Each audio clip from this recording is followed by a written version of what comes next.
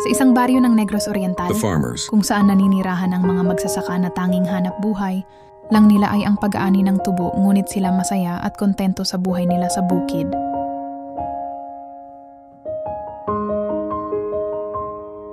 Kapoy ning trabaho bro.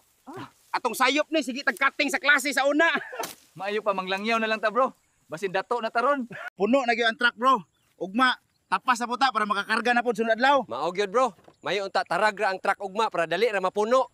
Thanks for watching. Please po, paki-like and subscribe at comment sa baba pag gusto nyo pa ng part 2. Thank you.